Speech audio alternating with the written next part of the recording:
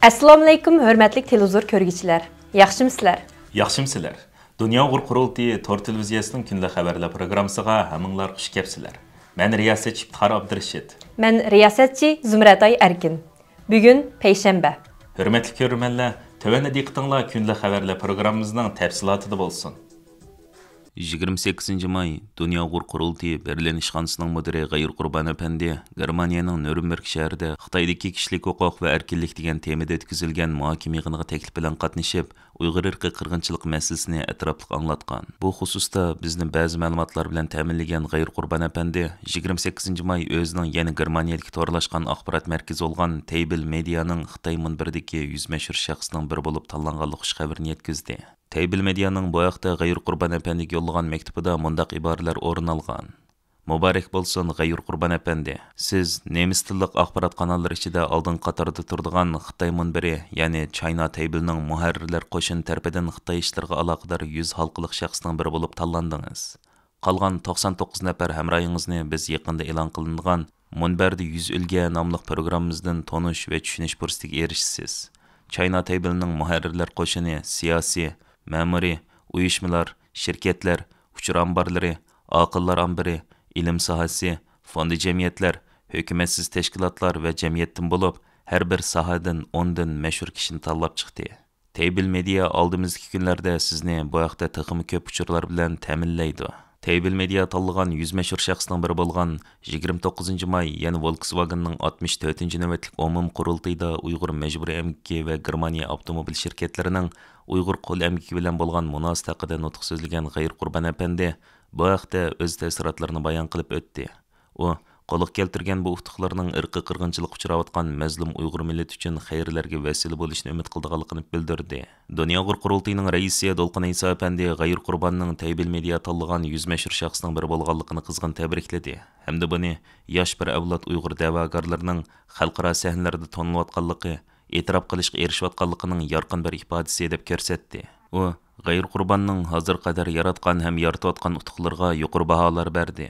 Table Media to'g'risidagi uchurlardan ma'lum bo'lishicha, Table Media 2019-yili Germaniyada qurilgan digital uchur mulozimati bilan shug'ullanadigan ko'plagan yetishgan kasbiy muxbirlar va tahrirlar to'plashgan xabarlarning tanarxi alohida qimmat bo'lgan axborot organi ekan. Uning Afrika Table, Avrupa Table qatorliq 10 dan ortiq tarmoq organlari bor ekan. China Table uning eng jonliq va mashhur bir bo'limi hisoblanadi ekan. Table Media davlatni va ko'lamlashgan savdo sohasini tez suratda ma'rif siyosati, siyosiy tadqiqot, xalqaro muhit, tashqi siyosat va xavfsizlik siyosati qatorliq jihatlarda orqa ko'rinish cho'nqur bo'lgan uchur, fikr ham tadqiqot natijalari bilan ta'minlaydi ekan.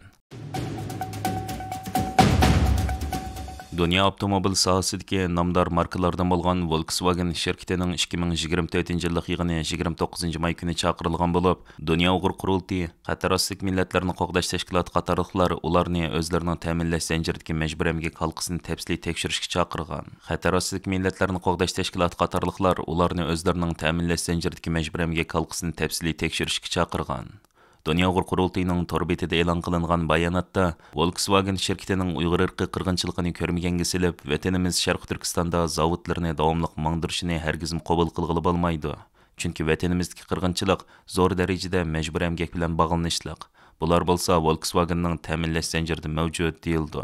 Shuningdek, Urumchi va Turpan shaharlaridagi zavodlarning texnik taqalmasdan bir xilda ishlab chiqarish bilan shug'ullanayotganligi eskartildi.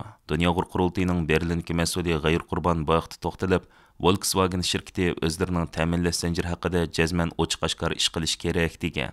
Darvaqa Sheffield Hallam Universiteti 2022-yil dekabrda e'lon qilgan bu vaqtdagi maxsus dokladda ko'rsatishicha, G'arb dunyosidagi avtomobil sanoati og'ir darajada Xitoydagi ta'minlash zanjiriga bog'lanib qolgan. Bo'libmi po'lat tavlash, alyumin va mis zapchastlarni ishlash, batareya yasash, chaq ishlab chiqarish qatorliq og'ir bulg'anish paydo qilgan sohalarda Uyg'ur majburiy emgaki ko'plab ishlatilayotgan bo'lib, G'arb avtomobil sanoatining ta'minlash zanjiridagi bu halqa izchil dunyoning diqqatida bo'lib kelmoqda.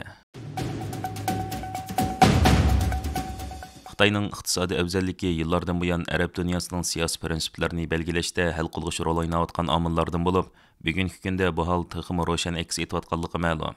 Bo'lib Uyg'ur irqi qirg'inchiligi dunyoga oshkor bo'lgandan buyon bu ahvol texmi shundoq bo'lib kelmoqda. Bloomberg xabarlarining 29 maydagi xabarida ko'rsatilishicha, izchil turda g'oyat zo'r energiyaga muhtoj bo'layotgan hamda arab dunyosi bilan yaqin munosabat o'rnatishga ahamiyat berib kelayotgan Xitoy hukumati bu jihatda o'zining qanchalik muhim omil ekanligini pesh qilishda hech qachon ikkilanib qolmagan. Ular yaqinda Eron bilan Saudiya Arabiston o'rtasida kelishtirmachilik qilgan bo'lsa, necha 10 yillar Falastin davosini qo'llash orqali islom dunyosining moyilligini tutib kelmoqda. Shundaqla Falastindagi Hamas va Fatah guruhlari o'rtasida samimiy suhbatning bo'lish uchun kuch chiqarib kelmoqda. Ana shu xildagi atalmish do'stlik rishtining yangi bir pallasi 29 mayda Xi Jinpingning arab dunyosi rahbarlarini Beijingga jam qilishda yana bir qatim aks etgan. 30 may rasmiy boshlangan bu qatimliq yig'inda Xi Jinping va boshqa arab rahbarlari o'zaro manfaat yetkazish va do'stlik rishtini taqim chingitish haqida so'z qildigan bo'lib, ikki taraf o'rtasidagi savdo va mablag' silish masalasi eng muhim temalardan hisoblanadi ekan. Reuters agentligining bu vaqtdagi xabarda aytilishicha, Misr, Arab Birlashma Xalifaligi, Bahrayn, Tunis qatorliq arab davlatlari bu qatimki xalqaro munbarga jam bo'lgan bo'lib, bular birdek Birlashgan Davlatlar Tashkiloti munbarida Xitoyni himoya qilib ovoz berib kelayotgan davlatlar hisoblanadi. Fransiya xabar agentligining bildirishicha, xalqaro munosabatlar mutaxassislaridan Ahmad Abdu bu vaqtda so'z qilib, Xitoy mush orqali Amerika har qachon ishonchsiz yo'lak degan uchurni umumlashtirishni hamda o'zining o'tir sharqdagi ta'sirini taqim oshirishni ko'zlamoqda degan. Hurmatli ko'rmanlar, yuqorida diqqatingizga kunlik xabarlar programmamizning tafsilotini sundik. Keyin qitimliq sonimizgacha ko'rishgacha omon bo'lgaysizlar. Stansiyamizning YouTube kanaliga a'zo bo'lishni unutmang. Xayr xo'sh.